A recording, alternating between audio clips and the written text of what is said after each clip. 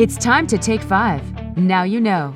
Here in South Florida, we are very fortunate to be able to participate in numerous recreational or adventure sports activities. It is becoming more common that operators are requiring participants to sign pre-injury releases. With us today is attorney Jack Hill of the law firm of Searcy Denny, who will let us know what we need to do when you are asked to sign one of these releases. Welcome, Jack. Thank you for having me, Candy. Can you explain what a pre-injury release is? Sure. A pre-injury release is a document that's presented to a participant of an activity or an event which seeks to have that participant give up in advance their rights to bring legal action or to hold the operator accountable if the operator's negligence causes that participant injury or harm. It's essentially giving up potentially your day in court if something should happen during that activity. So if someone is hurt or killed while participating in an activity as a result of someone else's faults, can the pre-injury release prevent them from bringing a claim?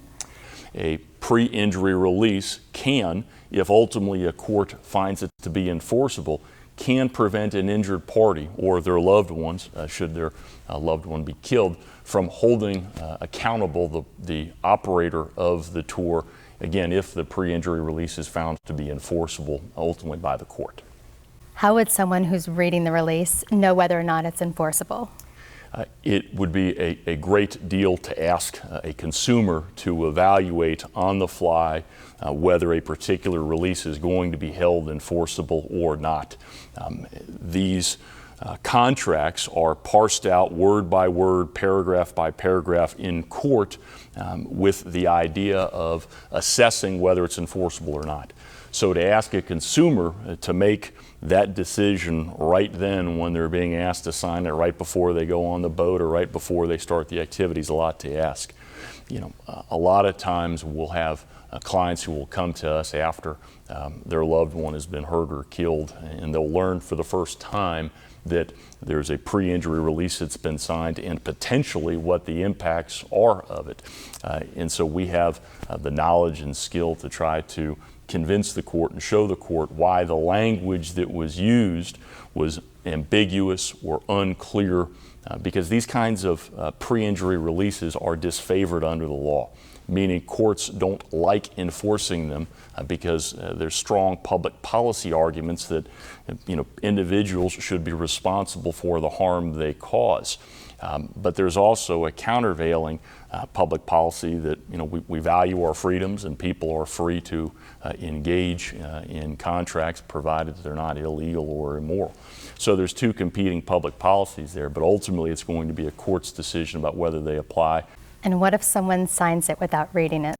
Yeah, which is typically what happens, as you will know. A consumer will be provided with one of these pre-accident releases and they'll sign it without thinking about it and without reading it as part of a host of packet of information that they're being provided. Unfortunately, that's not going to be generally a defense.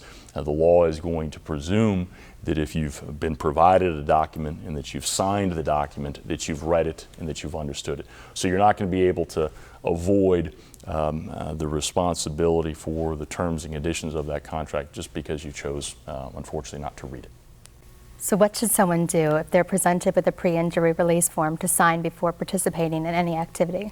An individual has to make a choice with the knowledge that I may be giving up my right to hold this individual accountable if they don't do their job correctly. And they've got to make an individual choice about whether the participation in this event is worth bearing that risk.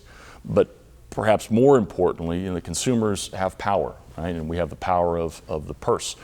And if consumers band together and refuse to sign these pre-injury releases, the operators of these activities are going to have to make a decision.